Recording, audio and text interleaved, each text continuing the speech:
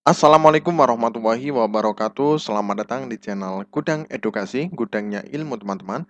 Nah, kali ini kita akan membahas ya, nggak bosan-bosannya kita akan membahas tentang soal P3K perawat di tahun 2023 ini ya.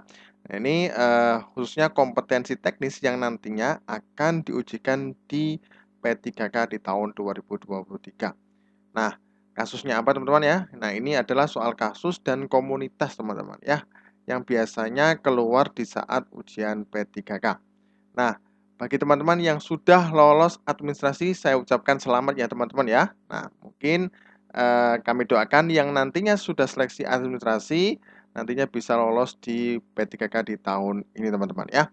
Oke, bagi teman-teman yang baru tahu channel ini dan baru singgah, silakan subscribe dan bunyikan tombol loncengnya agar tidak ketinggalan soal-soal yang terbaru khususnya P3K perawat teman-teman ya. Nah, ini bisa untuk nurse dan juga untuk D3 keperawatan. Kenapa teman-teman ya?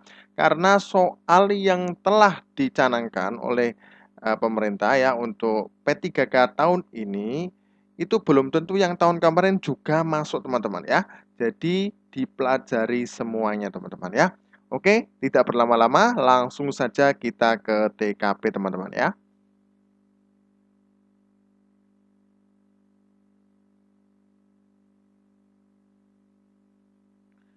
Seorang pasien wanita umur 35 tahun dirawat di rumah sakit dengan nefrotik sindrom. Sejak 3 hari sebelum dirawat, pasien mengeluh lemas, edema pada kaki, dan mata, ya, kemudian urin berbusa, berat badan meningkat. Pagi ini tekanan darah 130/80 mmHg, suhu 37 derajat Celcius, nadi 92 kali per menit, RR 24 kali per menit. Apakah pengukuran atau pengkajian yang tepat pada kasus tersebut? A. Lingkar perut. B. Berat badan tiap hari. C. Kemampuan aktivitas. D. Pernafasan. E. Tingkat kecemasan. Nah, kira-kira apa jawabannya teman-teman ya? Seperti biasa, kita akan kasih waktu 5 detik untuk teman-teman berpikir.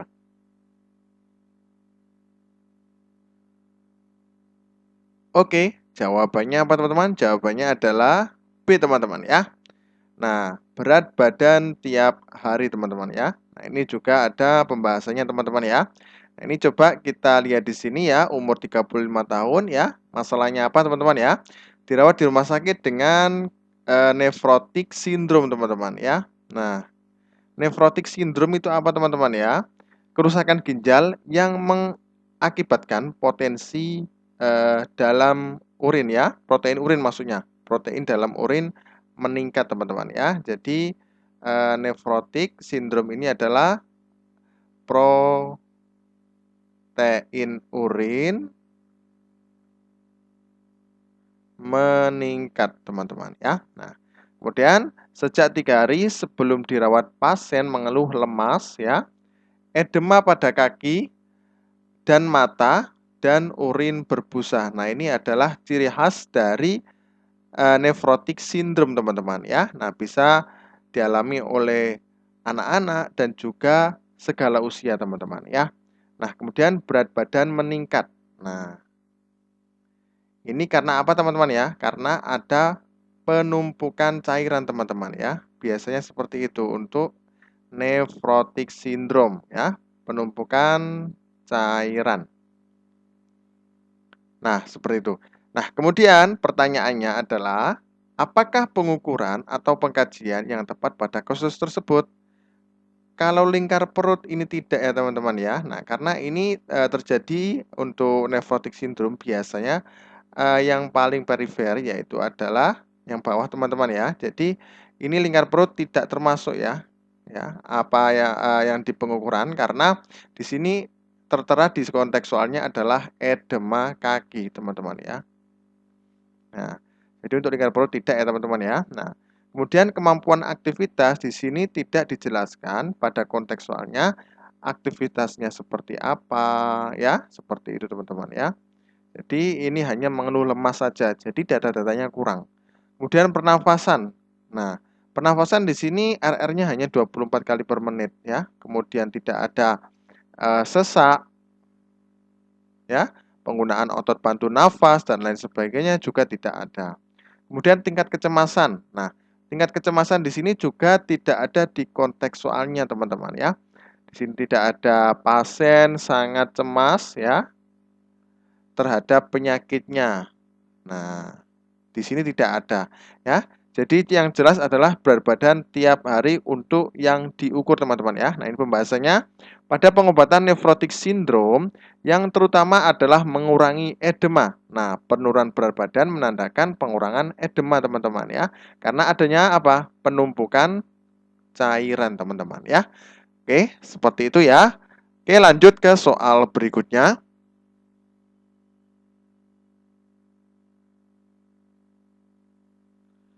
Seorang laki-laki umur 56 tahun masuk rumah sakit karena keluhan tidak tuntas berkemih.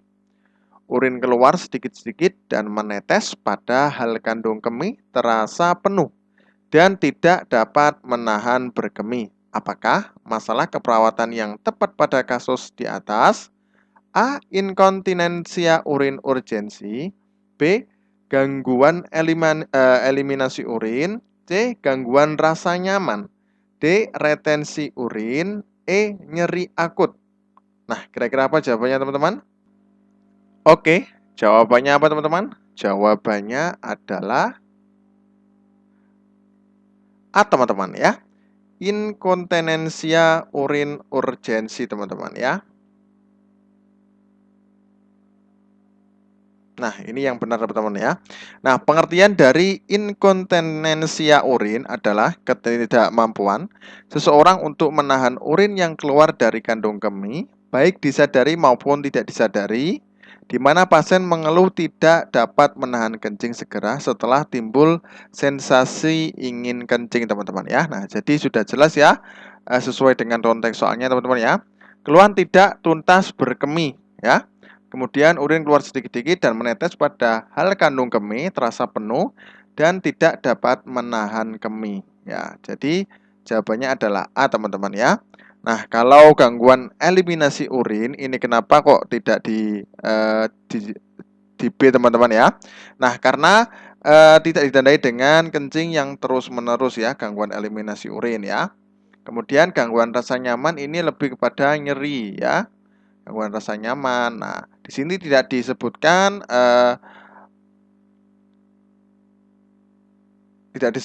seperti adanya nyeri ya atau apa, gangguan rasa nyamannya kenapa ya. Tidak disebutkan, teman-teman ya. Kemudian retensi urin yaitu adalah gangguan perkemihan yang membuat penderitanya kesulitan untuk buang air kecil ya. Kemudian nyeri akut. Nah, nyeri akut di sini tidak disebutkan juga nyerinya berapa. Kemudian lain-lainnya, teman-teman ya, seperti kayak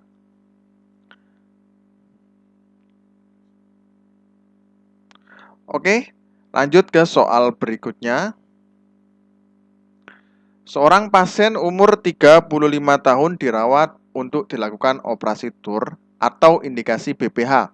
Pasien akan dilakukan pemasangan Foley kateter karena urin menetes dan nyeri saat berkemih. Apakah hasil evaluasi yang tepat setelah pasien dipasang kateter? A. Kepatenan kateter. Kemudian B. Warna urin. C. Jumlah urin.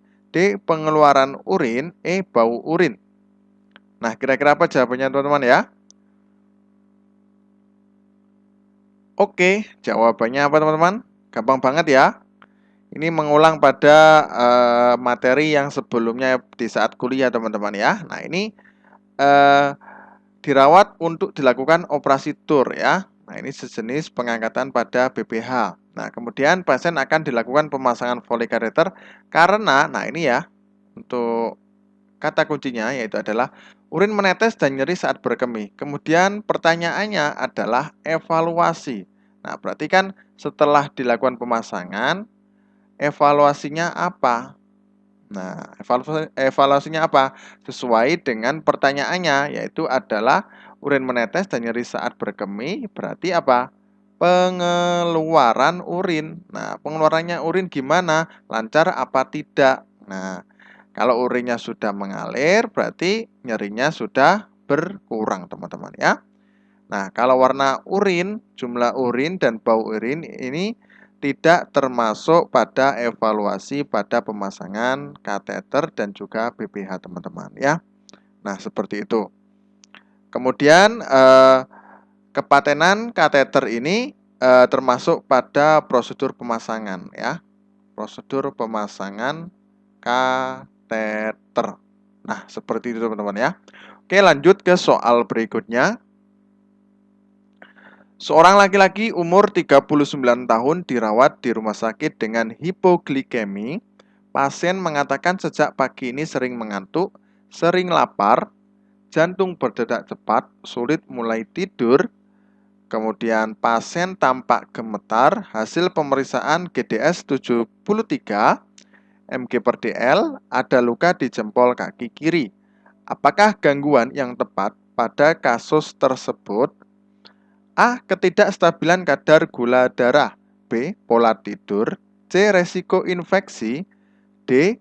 Integritas kulit. E. Intoleransi aktivitas. Nah, kira-kira apa jawabannya teman-teman?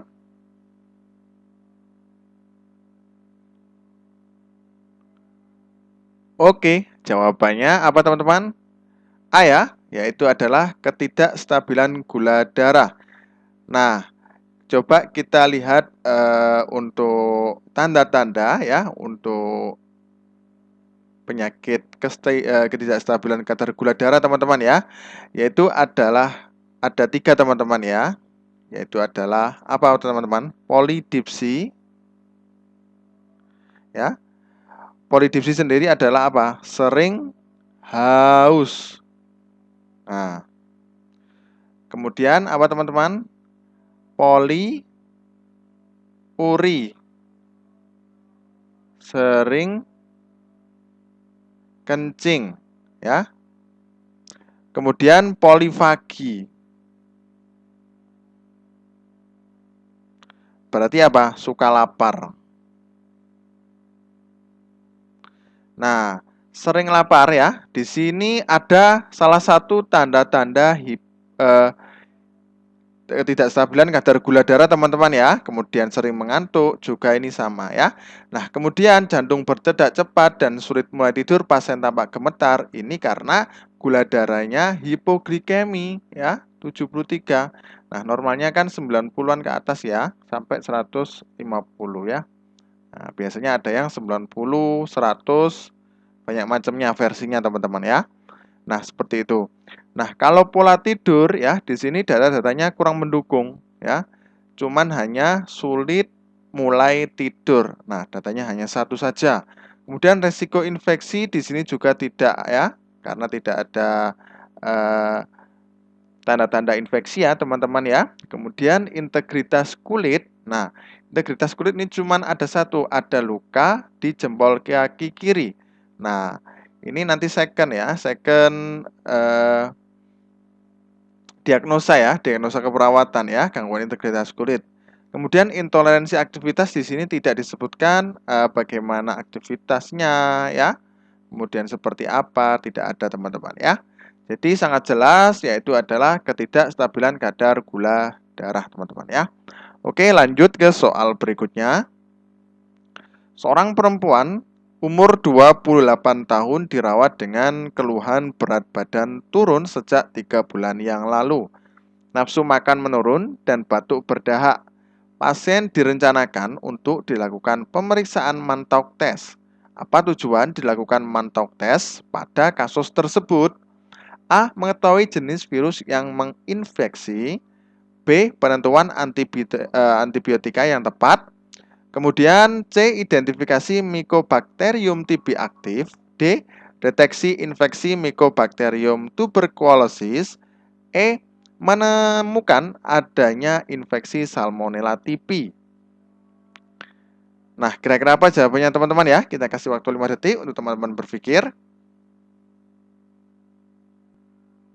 Oke, jawabannya apa teman-teman? Jawabannya adalah D teman-teman ya. Deteksi infeksi Mycobacterium tuberculosis teman-teman ya.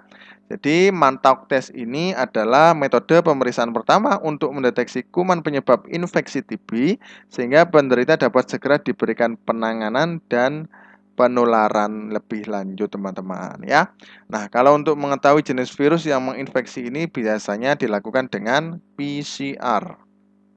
Nah, kemudian penentuan antibiotik yang tepat. Nah, ini dilakukan melalui pemeriksaan kultur. Nah, kemudian identifikasi Mycobacterium TB aktif ini mengidentifikasi Mycobacterium TB aktif melalui apa teman-teman? BTA. Nah, kemudian menemukan adanya infeksi Salmonella TB ini malah tidak nyambung ya, karena di sini adalah mantok ya. Nah, ini di sini ini kan tipes ya, tipoid ya atau tipoid. Nah, seperti itu teman-teman ya. Oke, lanjut ke soal berikutnya.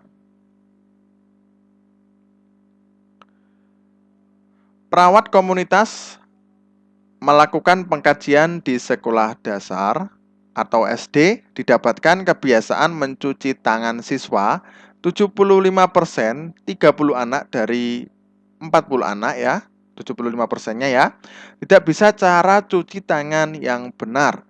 Tidak tersedia tempat cuci tangan khusus, ada fasilitas keran dan bak air di kamar mandi, tidak mempunyai UKS, pendidikan kesehatan diajarkan guru penjaskes, data anak sakit dalam 3 bulan terakhir 55%, diare 25%, batuk pilek, dan 20% penyakit kulit. Apakah implementasi keperawatan yang paling tepat dilakukan pada agregat atau kelompok anak sekolah di atas? A. Merencanakan pembentukan UKS, kemudian mengajarkan cara cuci tangan yang benar, mengajarkan cara pencegahan diare, D. Membentuk kader anak sehat dan menerapkan program UKS, kemudian mengajarkan cara pencegahan penyakit batuk, pilek, dan diare. Nah, kira-kira apa jawabannya teman-teman? Gampang banget ya. Oke, jawabannya adalah apa teman-teman? D teman-teman ya, di sini kurang ya. Nah, jadi kenapa kok D teman-teman ya, membentuk kader anak sehat dan menerapkan program UKS. Nah, kita coba di konteks soalnya dulu ya, lihat permasalahannya apa saja. Nah, perawat komunitas melakukan pengkajian di sekolah dasar didapatkan kebiasaan mencuci tangan siswa. Nah, 75%, 30 anak dari 40 anak maksudnya tidak bisa tata cara cuci tangan yang benar. Nah, ini sumber masalahnya yang pertama. Tidak tersedia tempat cuci tangan yang khusus. Nah, kemudian ada fasilitas keran dan bak air di kamar mandi. Nah, ini ya, agak benar dikit. Tidak mempunyai UKS. Nah, ini juga ya permasalahannya, berarti ini 1, 2, 3. Pendidikan kesehatan diajarkan oleh guru penjaskes bisa saja ya, tapi perlu program pelatihan ya. Kemudian data anak sakit dalam 3 bulan terakhir 55% diare, 25% batuk pilek dan 20% penyakit kulit. Nah, ini akibat dari tidak adanya apa teman-teman ya, Promkes. Nah, kemudian pertanyaannya, implementasi keperawatan yang paling tepat ya, yang paling tepat dilakukan pada kelompok anak sekolah di atas, yaitu adalah membentuk kader anak sehat dan menerapkan program UKS. Nah, jadi yang pertama teman-teman yaitu adalah membentuk kader dulu ya, kader nanti bisa anak SD ya. Nah, kader biasanya yang dipilih yang besar-besar. Nah, jadi biar nanti dapat mencontohkan ya kepada adik-adiknya teman-teman ya, atau kelas 6. Nah, seperti itu bisa. Nah, kemudian setelah ada kader teman-teman, nantinya dibuat setelah dibuat kader ya, kemudian ada penggerak. Nah, ada penggerak nanti yang nanti memantau ya dan mengajari. Nah, seperti itu teman-teman ya. Kemudian setelah ada kader langsung kemudian ada penggerak, baru rencana pembentukan UKS ya. Nah, setelah ada UKS teman-teman, nanti bisa dibimbing dimaksimalkan oleh potensi sekolah seperti guru penjaskes atau guru yang berpotensi. Ya, yang bisa mengajari lah istilahnya teman-teman ya. Nah, kalau setelah itu, setelah sudah ada UKS, ada penggerak ya, kemudian ada kader. Nah, nantinya akan ada program UKS teman-teman ya. Program UKS namanya Trias. Ya.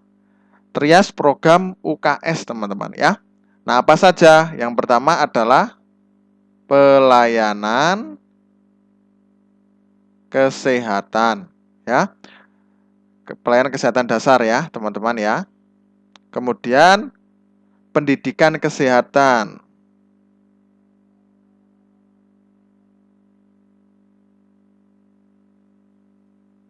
Kemudian pelaksanaan kebersihan lingkungan. Nah,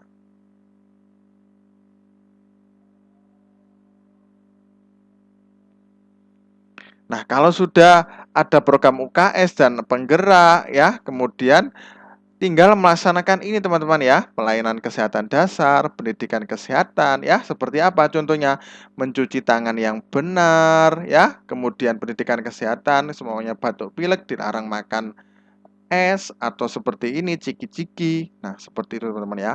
Nah, nantinya bisa menerapkan program UKS dengan guru ya yang sudah ditunjuk. Nah, setelah guru nanti ada yang penggerak. Nah, penggerak tadi yaitu adalah anak SD yang lebih tua. Nah, nantinya akan terciptakan apa teman-teman ya? Pendidikan kesehatan yang terstruktur teman-teman ya. Jadi nanti setelah adanya UKS, kader, kemudian ada penggerak, nantinya dalam kurun waktu setelah 3 bulan yang sudah ada ini nanti akan apa teman-teman akan berkurang untuk penyakit-penyakit seperti itu ya, seperti diare, kemudian batuk pilek dan penyakit kulit. Nantinya kalau sudah ada pendidikan kesehatan ya, kebersihan lingkungan ya, kemudian pelayanan kesehatan dasar, nah nantinya akan terciptanya 0 atau 0 tentang penyakit yang ada di sekolah SD teman-teman. Nah, seperti itu teman-teman ya. Oke, lanjut ke soal berikutnya.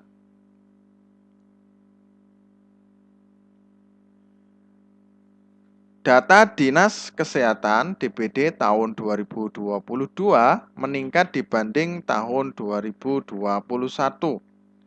yakni mencapai 215 kasus dan menyebabkan 9 orang meninggal.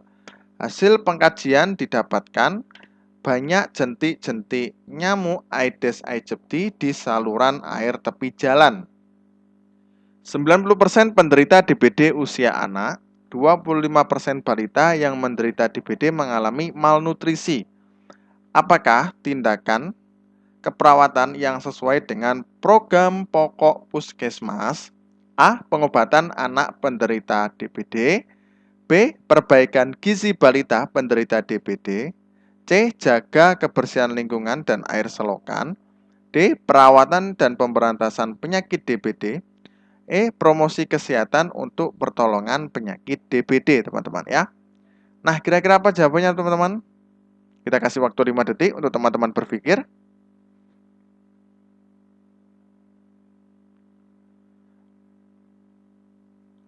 Oke, jawabannya apa, teman-teman? D teman-teman ya, yaitu adalah perawatan dan pemberantasan penyakit DBD. Nah, kita lihat di konteks soalnya teman-teman ya, terlebih dahulu untuk sumber masalahnya dan kata kuncinya teman-teman ya. Kasus DBD tahun 2022 meningkat dibanding di tahun 2021, yakni mencapai 215 kasus dan menyebabkan 9 orang meninggal. Hasil pengkajian ya, nah ini kata kuncinya, didapatkan banyak jentik-jentik nyamuk Aedes aegypti teman-teman ya. Di saluran air tepi jalan, 90% penderita DBD usia anak ya. Jadi 90% ya. Tinggal 10%-nya berarti lain-lain.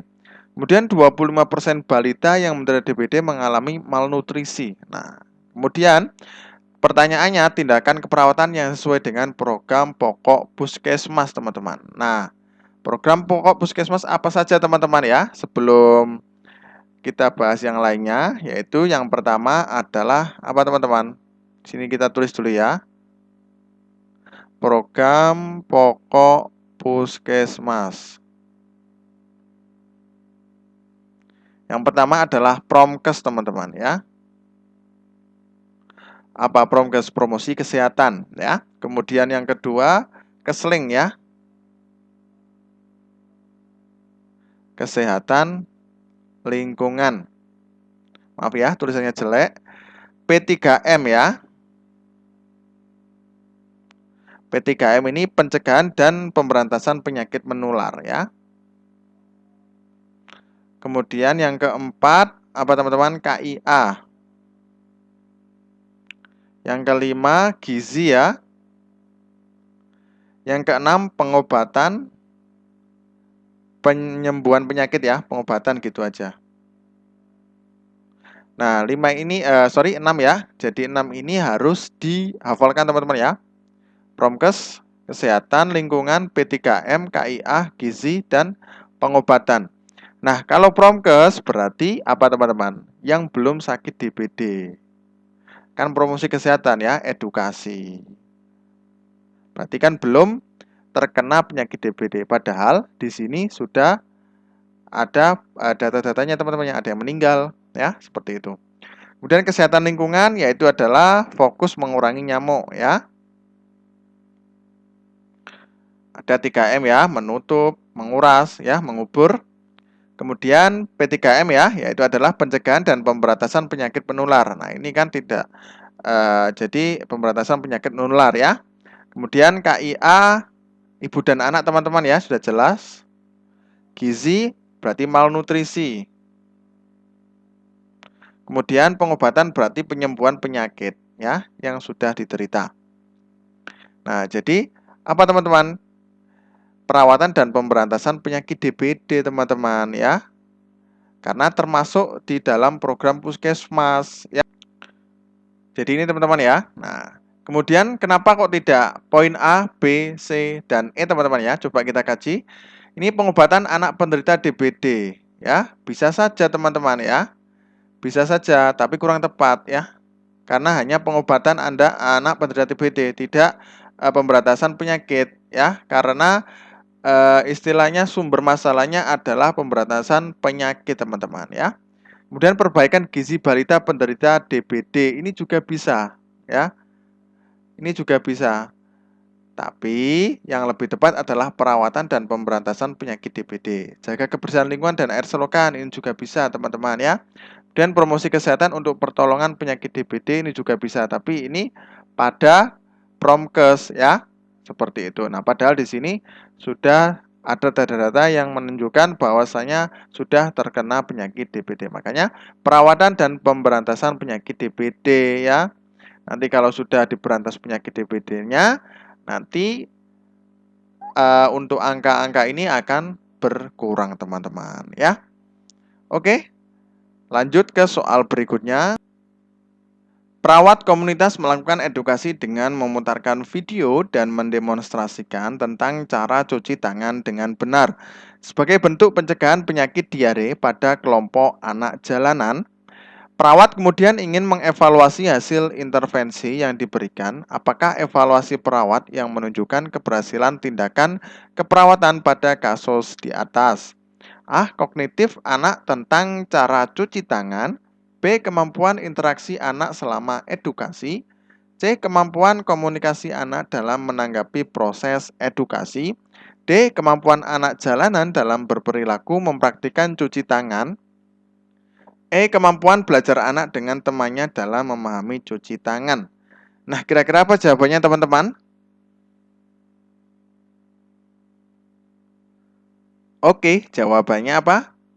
D teman-teman ya. Yaitu adalah kemampuan dalam berperilaku mempraktekkan cuci tangan teman-teman ya. Nah, coba kita lihat di kontekstualnya teman-teman ya. Perawat komunitas melakukan edukasi ya dengan memutarkan video dan mendemonstrasikan tentang cara cuci tangan dengan benar. Nah, ini kata kuncinya teman-teman ya. Sebagai bentuk pencegahan penyakit diare pada kelompok anak jalanan.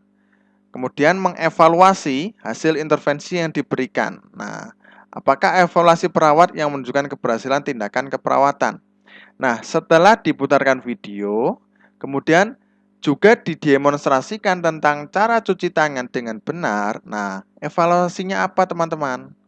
Yaitu adalah kemampuan anak jalanan dalam berperilaku mempraktikkan cuci tangan ya, karena metode edukasi ya, memutarkan video dan mendemonstrasikan tentang cara cuci tangan yang benar adalah kemampuan melakukan untuk cuci tangan yang benar sesuai yang ada di video. Nah, lebih jelasnya seperti itu teman-teman ya. Nah, kalau poin A, kognitif anak tentang cara cuci tangan, jadi cuma pengetahuan saja. Kemampuan interaksi anak selama edukasi. Nah, ini juga tidak ya. Kemampuan interaksi, hanya interaksi saja. Padahal di sini diputarkan video, kemudian didemonstrasikan tentang cara cuci tangan ya. Kemudian kemampuan komunikasi anak dalam menanggapi proses edukasi. Nah, ini buat apa? Pembelajaran saja teman-teman ya, bukan evaluasi. Kemudian kemampuan belajar anak dengan temannya dalam memahami cuci tangan. Ini juga bisa, tapi kurang tepat ya. Jadi yang lebih simpel dan yang lebih jelas, karena sudah diputarkan video dan sudah didemonstrasikan dengan cuci tangan, berarti harus bisa mempraktekkan cuci tangan teman-teman ya. Sudah jelas-jelas sekali ya. Poin D menjadi jawabannya teman-teman ya. Oke, terima kasih. Semoga bermanfaat teman-teman ya. Saya doakan teman-teman untuk di tahun ini lolos semuanya teman-teman ya. Dan semoga nantinya video-video kami bermanfaat untuk teman-teman sekalian. Terima kasih. Wassalamualaikum warahmatullahi wabarakatuh.